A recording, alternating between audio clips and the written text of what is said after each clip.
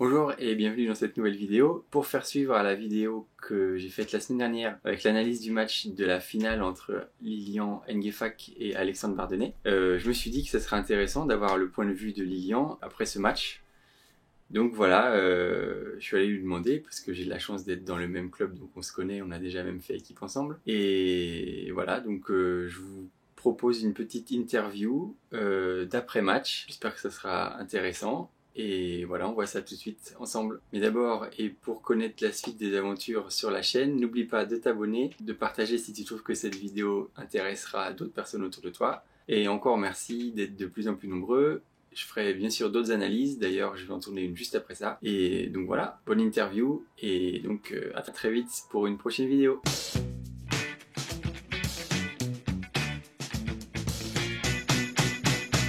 Bon, salut Lilian, merci beaucoup d'avoir accepté de répondre à quelques questions suite à l'analyse du match que j'ai fait de la finale du 42e Foussa.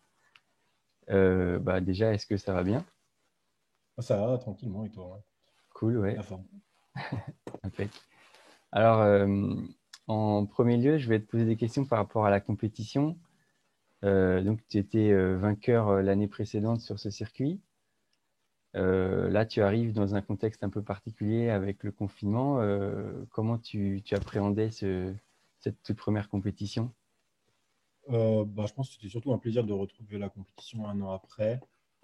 Et ouais, très content de faire une compète en fait. C'était surtout ça. Il n'y avait pas vraiment, il y avait pas trop de stress, etc. Parce que c'est vrai qu'il n'y a pas, il y avait pas de, enfin, c'était pas sélectif ou quoi. C'était juste Mhm. plutôt un test de est-ce qu'on peut commencer à refaire des compétitions, tout ça. Et c'était une belle organisation du milieu. Et du coup, j'étais content d'être là, quoi. Ouais, M'amuser, de cool. profiter au maximum, quoi. Le plaisir, quoi. Et tu te sentais prêt? Le niveau préparation, bon, c'était effectivement pas un enjeu sélectif, mais fallait quand même être présent, quoi. Oui, oui. Bah après, non, non, je me sentais prêt. J'avais une grosse période de travail. J'étais plutôt bien au quotidien. Je venais d'entrer à INSEP. Enfin, je trouvais la nouvelle opposition, tout ça. Enfin, non, j'étais content. Je me sentais prêt. J'avais envie de essayer de commencer de faire une compète, quoi, et mettre tout ça Mhm. en application. Donc voilà. Cool. Franchement, c'est bien. Dans la compétition, donc c'était 16 participants. Les premiers matchs, tu bats Grégory Bon, ensuite Bila, Coranti, donc des matchs assez serrés. Tu arrives sur cette finale avec quel état d'esprit? Bah, je savais que j'étais plutôt bien dans le sens où j'avais gagné deux fois, enfin, quand on gagne deux matchs, j'avais gagné deux matchs 15-14, donc un où j'étais Mhm. revenu. Donc c'est vrai que tu te dis, quand la chance te sourit deux fois d'affilée, tu te dis, Ouais. ah, ça va, là, je suis dans mon jour, tu vois. Donc j'étais plutôt bien au niveau de l'escrime, je sentais que j'étais bien. Et puis, ouais, vu que la compétition n'était pas non plus très longue, vu qu'on était que 16, c'est vrai que Ouais. physiquement, j'étais pas non plus dans le mal. Donc Mhm. je me sens tout allait bien. Ok. Donc là, tu rencontres Alexandre Vardenet en finale, Mm. que tu connais bien donc à l'entraînement. Comment ça se passe contre lui à l'entraînement? Euh, Contre barre 2 à l'entraînement, moi j'ai pris quelques. C'était difficile un peu au début en rentrer à INSEP quand même. Ouais. J'avais un peu de mal au début. Après, là, à la fin, ça allait mieux. Avant le match contre lui, contre la finale, j'avais fait une bonne semaine. J'avais tiré dans la semaine et j'avais fait un bon match. Mhm. Du coup, ça va. J'ai abordé le truc. J'étais assez serein. Je savais que c'était le favori du match et de la compète. Mais pas serein, serein. Mais je me disais, il y avait moyen d'aller chercher un truc. C'est pas Ouais. comme si j'arrivais pas à le tirer du tout ou quoi. Donc, Ça va être tes petites solutions. ouais, voilà, j'avais une petite solution. En général, de manière générale, tirer contre ses potes, c'est toujours un peu particulier mentalement. Tu gères ça comment, toi? Là, tout le monde se connaît, quoi. Enfin, je veux dire. Mhm. Ça peut être plus perturbant. Une compète, on est plus nombreux. Genre, on est 300 en Coupe du Monde. Tu prends un mec de l'équipe de France, tu te dis, Ouais, c'est clair. pas de chance, tu vois. Alors que là, un circuit, on est 16. Je Ouais, m'attendais à le tirer, tu vois. Donc, c'est vrai. j'étais pas simplement. Mais sinon, de manière générale, est-ce que tu as, comment dire, tu te dis, bah, de toute façon, ouais, voilà, dans le cas où vous êtes 300, tu rencontres un Français, bah, c'est le jeu et il n'y a pas d'amis ou tu as quand même un petit pincement? Comment ça se passe, toi? Non, pas trop de potes là-dessus. C'est D'accord. cool, hein. Il faut gagner, c'est tout. Après, Ouais, non, non, non, là-dessus, non, j'ai pas de. ouais, J'ai ça pas de marche. ressenti.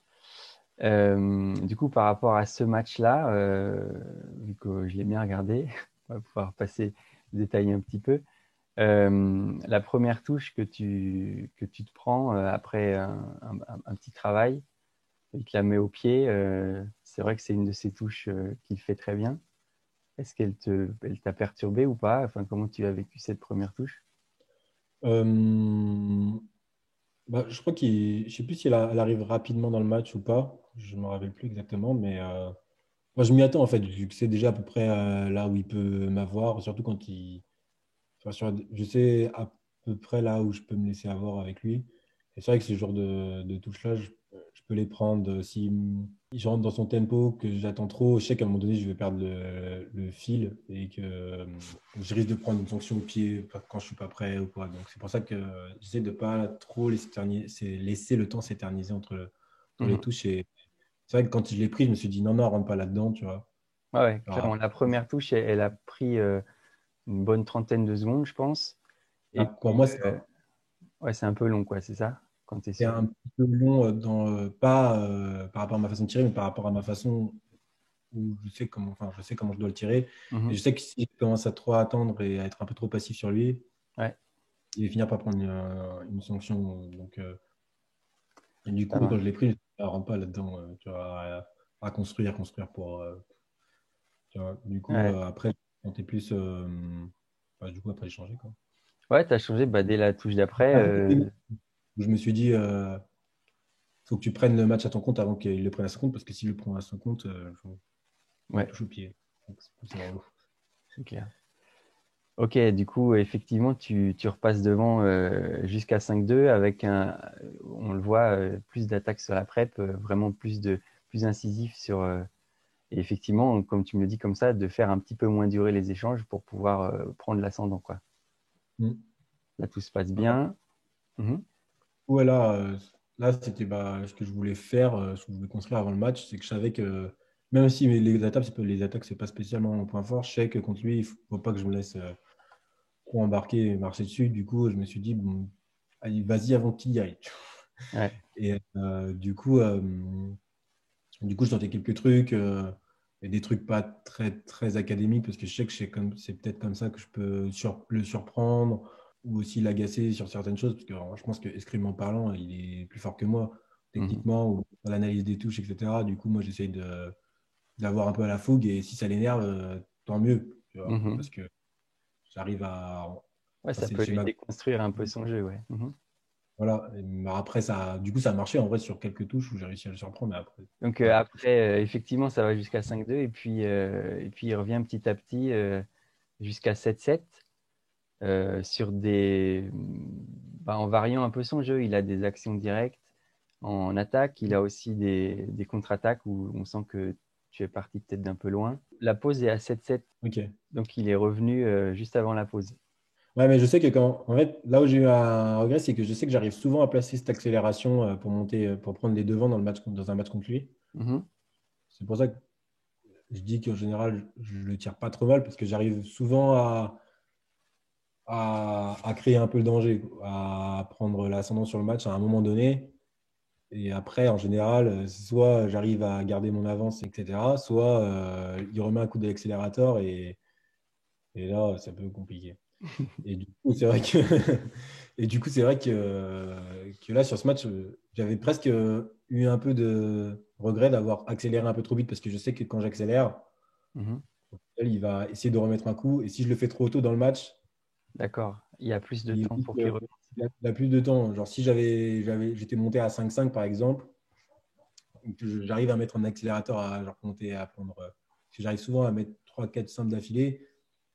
D'accord. Et à ce moment-là où il se ressaisit, et quand il intervient en fin de match, en général, je suis plus proche Ouais, plus ouais, maniaque et tout. Ouais. de prendre le match en compte. Mais quand il arrive si tôt, là, de monter à 5-2, c'est vrai que derrière, il a accéléré, il a remis un coup d'accélérateur. Et moi, genre, il y avait, entre guillemets encore trop de touches à mettre. Ouais, ouais, bien sûr, je vois tout à J'arrive à tenir le match. Du coup, j'ai pas trop réussi. Et voilà. Yes. Donc à 7-7, donc il est revenu, tu dis merde, il est revenu un peu tôt. Donc c'est la pause. Qu'est-ce que tu te dis à la pause? Je crois que c'était Georges qui était derrière toi à la. les gens qui derrière moi, mais honnêtement, les pauses, moi, l'analyse des matchs, c'est pas là où je suis le plus fort. Genre, je suis vraiment. J'essaie surtout de rester à peu près lucide, de bien récupérer, de me dire deux, trois trucs basiques dans ma tête que Mhm. j'applique à tous les matchs. Mais après, des fois, j'ai des réflexions sur le match grâce à mon coach où je me dis Ouais, quand même quelque chose en compte. Mais enfin, là, déjà, j'ai trop de recul, je ne me rappelle plus. Et ouais, j'imaginais. ouais, Donc, j'ai pas mal de. il y a pas de moment où tu te dis, tiens, la plupart des touches se sont passées de cette manière-là, il faut que j'ajuste. Ouais, là, il y a 7-7. Je sais que c'est pas vraiment dans la manière dont on ajuste, c'est plus dans le comportement en fait. À chaque fois, je me dis, tu vois, alors j'ai pris l'ascendant en attaquant et tout, en essayant de surprendre et tout. Derrière, je me suis un peu écrasé et du coup, il a remis un coup d'accélérateur et je me dis, bon, il faut que tu sortes de ce rouleau compresseur un peu, tu vois. Je sentais Mhm. qu'il était revenu. Je me suis dit, bon, essaie de te sortir de ce rouleau compresseur, tu vois, et de reprendre le match à ton compte, prendre des trucs, tu vois, pour créer un peu d'incertitude. Mhm. Mais après, techniquement, sur la manière dont se passent les touches, où est-ce que je prends les touches, etc., c'est vrai que j'ai pas assez de retour là-dessus, je pense. Ok. Et puis, bah, dans la deuxième période, après, de 7-7, ça va encore assez vite. Mm. Et puis, ça se termine à 15-9. Pareil, en fait, tu n'as pas réussi à sortir de ce rouleau compresseur un peu, c'est ça, il avait mis en place son jeu et tu n'as pas réussi à de nouveau le redéconstruire, quoi, c'est ça?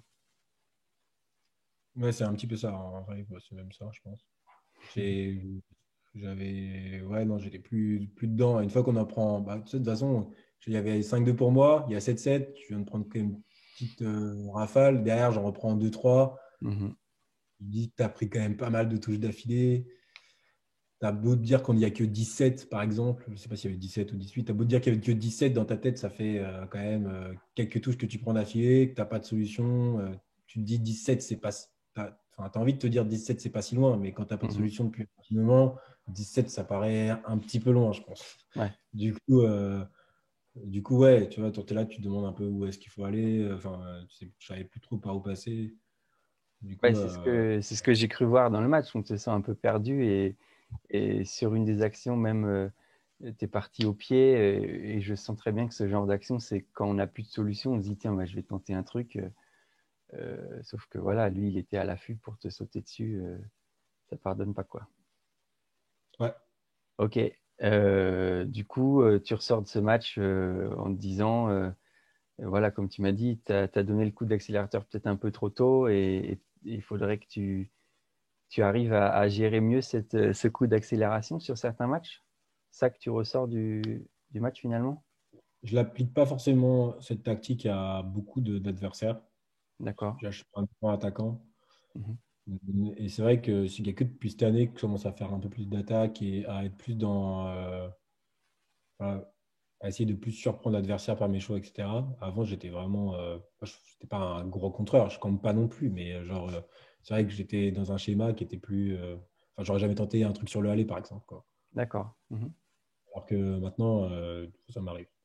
Mais enfin, en fait, ça m'a plus confirmé encore ce que je pensais déjà de la manière dont il fallait que je gère le match, quoi. Parce que c'était pas la première fois que je me faisais remonter Mhm. parce que j'avais accéléré trop tôt ou parce qu'il renvoie et qu'il n'arrive pas à remettre, à reprendre un match en main. Et du coup, ça m'a confirmé que c'était. Enfin, ça m'a confirmé. J'avais toujours le même problème là-dessus, quoi. Quand j'arrive à prendre le lead par rapport à lui et à soit enfoncer le truc jusqu'au bout, soit derrière à tenir parce que j'ai pris cette avance au bon moment, ça va, mais c'est rare qu'il me remonte et que derrière je reprenne l'ascendant, quoi. D'accord. Par rapport à la vidéo d'analyse, est-ce que tu fais souvent de l'analyse vidéo? Très rarement. Très Voire, rarement, voire rarement, jamais. non, je regarde, hein, mais c'est vrai que j'ai pas forcément les méthodes d'analyse enfin, de tout ça, quoi. Donc, c'est Mhm. plus, je regarde, et après, c'est plus, moi, quand je fais de la vidéo, c'est plus pour apprendre à connaître les tireurs Pour que essayer de pour trouver. analyser, Ouais, je comprends. m'analyser moi-même, quoi, et voir où est-ce que j'ai fait des erreurs. C'est plus, Mhm. ouais. Parce que vu que je viens d'arriver en senior, c'est vrai que je connais quand même pas beaucoup, enfin, je connais pas tout le monde, quoi, parce que je n'étais pas forcément de ceux qui regardent toutes les Coupes du Monde quand t'es jeune et tout. Du coup, c'est vrai que tu arrives, là, tu n'as plus 3 années de catégorie devant toi, tu as genre Ouais. 15, 15, 20 ouais. années, tu as des gens, ils ont 40 ans, qui sont forts. Tu vois, il faut Mhm. que tu connaisses. Enfin, tu connais. tu connaisses tout le monde parce qu'il y a des matchs où ça suffit de juste faire son escrime. Mais c'est vrai que ouais, j'ai plus envie de connaître un peu tout le monde, de savoir un peu comment tout le monde tire tout ça que de Que te- regarder mes matchs et d'analyser vraiment, quoi, en fait. Ouais. Voilà, cela dit, tu sais, moi, c'est aussi la première fois que je faisais ça, hein. D'ailleurs, est-ce que tu connaissais la méthode des 4 fantastiques avant cette vidéo? Désolé, non. Je- j'ai Non, pas mais il n'y a le- pas de souci. Et du coup, la méthode, tu en avais entendu parler ou tu connaissais même pas du tout? J'en avais entendu parler sur une de tes vidéos, mais j'avais pas regardé spécialement la vidéo sur les Ouais, ouais. méthodes. Et du coup, bah non. Mais Ok. je savais que j'en avais entendu parler. Ouais.